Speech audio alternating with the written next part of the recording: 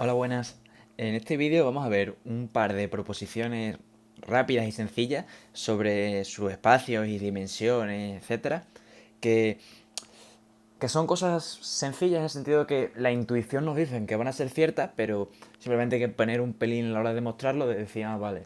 Simplemente son cosas obvias la mayoría, pero hay que demostrarlo, hay que tenerlo en cuenta porque en el futuro lo utilizaremos y a veces lo utilizamos, cuando en matemáticas en general, cuando utilizamos las cosas tenemos que utilizarlas con rigor y tenemos que utilizarlas sabiendo que eso está bien. Entonces estas tonterías son cosas que muchas veces las vamos siempre como obvia y al final no, uno se queda sin demostrarlas.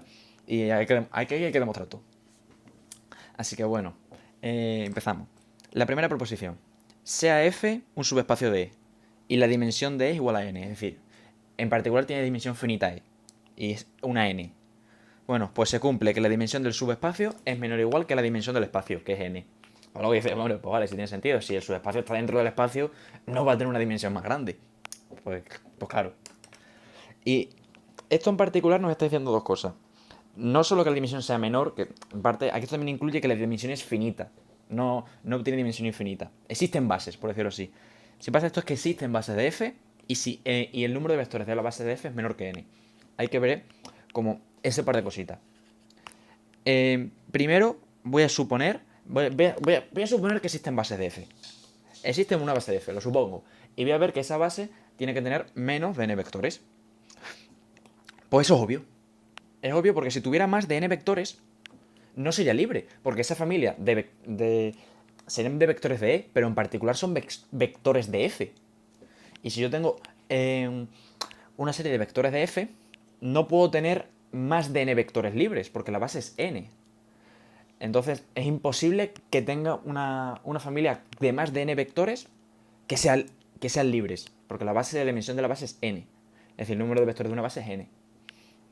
Entonces, por eso es imposible que en caso de tener una base tenga más de n vectores. Vale, eso más o menos se ve.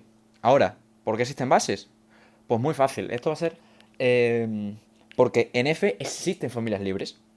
Por ejemplo, dado un vector cualquiera, si es distinto del cero, aquí he puesto una E, sería una V, la familia formada por ese vector, si ese vector es distinto de cero, es decir, si F es distinto del vacío, puedo encontrar un V distinto del cero que me haga eso, distinto del cero, a veces digo vacío, me equivoco. En álgebra, el vacío prácticamente nunca se usa. Si alguna vez digo eso sin querer, me refiero normalmente al cero. Eh, como digo, en la familia formada solo por un vector de f va a ser libre. Entonces ya hemos visto que todas en un espacio vectorial, cualquier familia libre podemos ampliar a una base. Pues entonces podemos ampliar a una base de f fuera. Y ya hemos acabado. Es decir, ¿existen bases? Sí, porque existen familias libres, entonces podemos ampliarlo a una base. Y, y si existen, tiene que tener menos que n, porque si no, no serían libres. Es decir, n, y si no son libres en n, no son libres en f. Eso también es obvio. Ya estaría, esta proposición sencilla, ya estaría. Ahora vamos con otra proposición, que también es... Esta es más interesante porque esta sí que la otra la vamos a usar sin pensarla, porque es que sale sola. Esta sí que a veces como que tienes que usarla en concreto y dices, como pasa esto, pasa esto. Y a veces como se da prueba y dices, hostia, ¿cómo se demostraba? Pues vamos a verlo. Si sea f y v dos subespacios de E. Si f está contenido en v y sus dimensiones son la misma, sí, solo sí son el mismo espacio. Va a ser un sí, solo sí.